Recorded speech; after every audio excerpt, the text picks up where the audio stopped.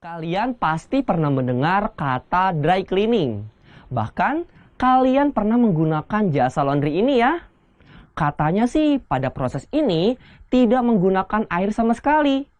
Senyawa kimia apa ya yang digunakan pada proses ini? Kak Agus kasih tahu ya. Senyawa kimianya adalah triklorometana. Nah, senyawa ini dapat dibuat dari senyawa lain, yaitu metana. Bagaimana ya reaksinya?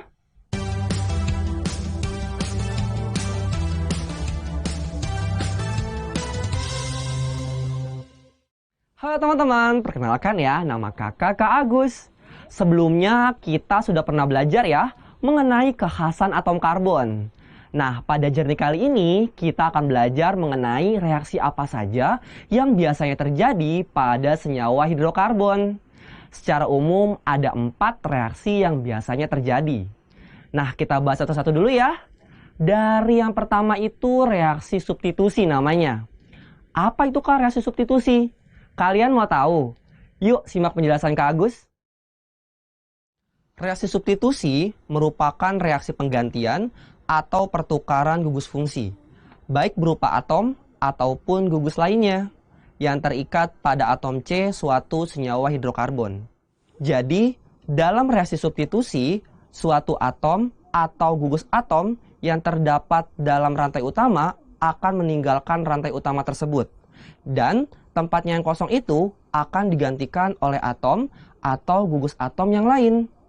Contohnya terdapat pada reaksi halogenasi alkana.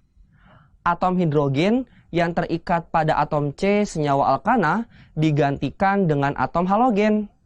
Ketika campuran metana dan klorin dipanaskan hingga suhu 100 derajat Celcius atau terkena radiasi sinar ultraviolet, maka akan dihasilkan senyawa klorometana.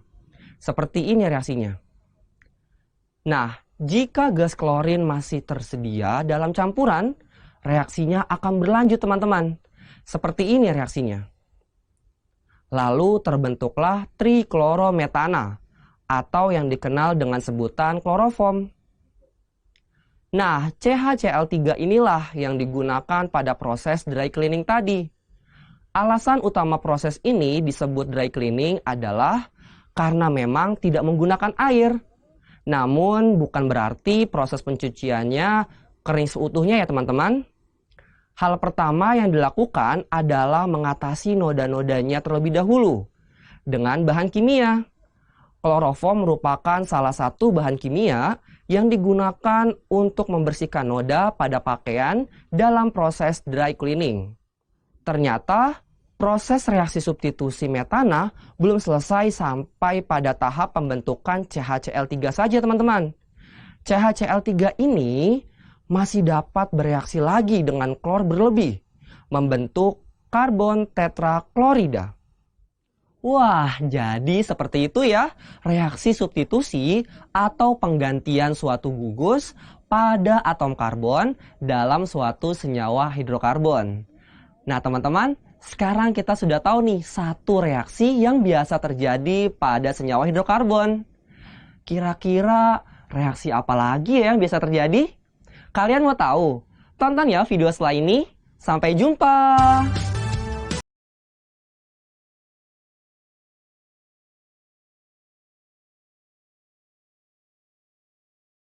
Reaksi adisi adalah reaksi penggabungan dua atau lebih molekul menjadi sebuah molekul yang lebih besar dengan disertai berkurangnya ikatan rangkap dari salah satu molekul yang bereaksi akibat adanya penggabungan.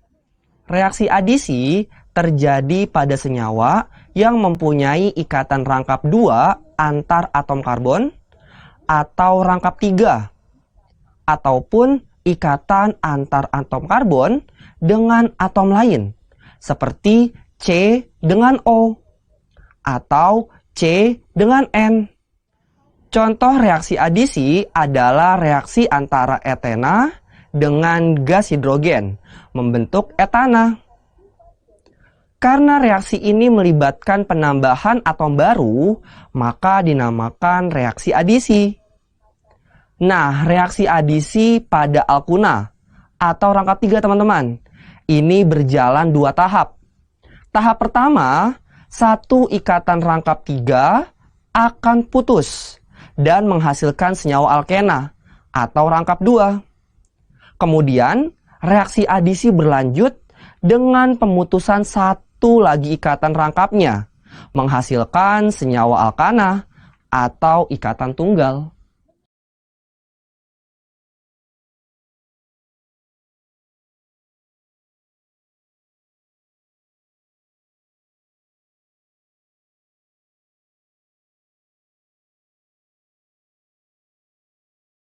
Reaksi eliminasi adalah reaksi penghilangan suatu gugus atom pada suatu senyawa. Pada reaksi ini terjadi perubahan ikatan. Senyawa yang berikatan tunggal akan berubah menjadi senyawa yang berikatan rangkap dengan melepas molekul yang lebih kecil. Jadi, eliminasi merupakan kebalikan dari reaksi adisi. Secara umum, reaksi eliminasi dapat dituliskan seperti ini. Pada reaksi ini, dua atom atau gugus yang masing-masing terikat pada dua buah atom C yang letaknya berdampingan dilepaskan oleh suatu reaksi, sehingga menghasilkan ikatan rangkap. Reaksi ini hanya dapat berlangsung bila ada zat yang menarik molekul yang akan dieliminasi.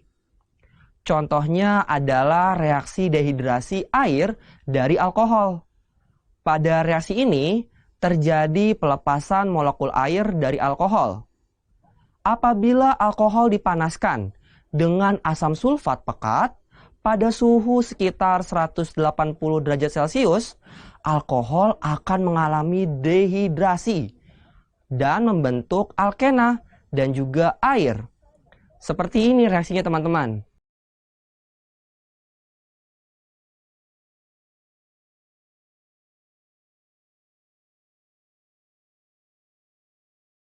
Reaksi eliminasi adalah reaksi penghilangan suatu gugus atom pada suatu senyawa. Pada reaksi ini terjadi perubahan ikatan. Senyawa yang berikatan tunggal akan berubah menjadi senyawa yang berikatan rangkap dengan melepas molekul yang lebih kecil. Jadi, eliminasi merupakan kebalikan dari reaksi adisi. Secara umum, reaksi eliminasi dapat dituliskan seperti ini. Pada reaksi ini, dua atom atau gugus yang masing-masing terikat pada dua buah atom C yang letaknya berdampingan dilepaskan oleh suatu reaksi, sehingga menghasilkan ikatan rangkap. Reaksi ini hanya dapat berlangsung bila ada zat yang menarik molekul yang akan dieliminasi. Contohnya adalah reaksi dehidrasi air dari alkohol. Pada reaksi ini, terjadi pelepasan molekul air dari alkohol. Apabila alkohol dipanaskan dengan asam sulfat pekat pada suhu sekitar 180 derajat Celcius, alkohol akan mengalami dehidrasi dan membentuk alkena dan juga air. Seperti ini reaksinya, teman-teman.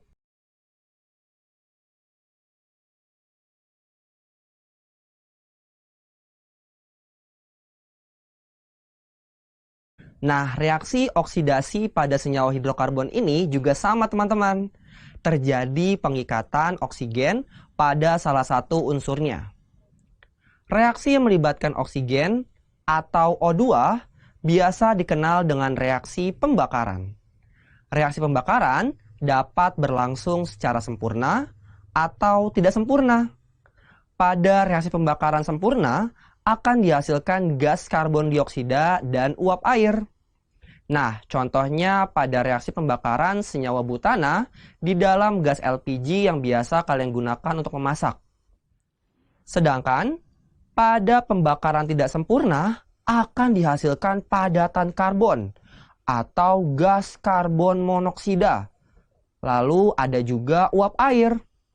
Hal ini terjadi karena oksigen yang digunakan tidak cukup untuk membakar senyawa hidrokarbon tersebut sepenuhnya. Contoh reaksinya adalah sebagai berikut. Terjadinya pembakaran sempurna atau tidak sempurna tergantung pada perbandingan antara konsentrasi atau kadar senyawa hidrokarbon dengan konsentrasi atau kadar oksigen.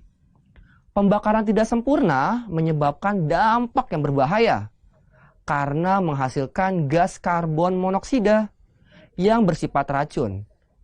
Dapat menimbulkan rasa sakit pada mata, serta mengganggu saluran pernafasan dan paru-paru. Bila masuk ke dalam darah melalui pernafasan, maka hemoglobin yang biasanya mengikat oksigen dan karbon dioksida akan lebih mengikat CO karena hemoglobin memiliki daya ikat atau afinitas yang lebih tinggi terhadap CO dibandingkan oksigen dan juga karbon dioksida. Hal inilah yang nantinya menyebabkan penyakit asfiksi, yaitu gangguan pengangkutan oksigen ke jaringan tubuh. Jadi, ketika mesin kendaraan bekerja, maka akan terjadi reaksi oksidasi pada bahan bakarnya dan menghasilkan gas buang yang berbahaya bagi tubuh manusia. Di antaranya ada gas karbon monoksida, gas karbon dioksida, serta kabut karbon.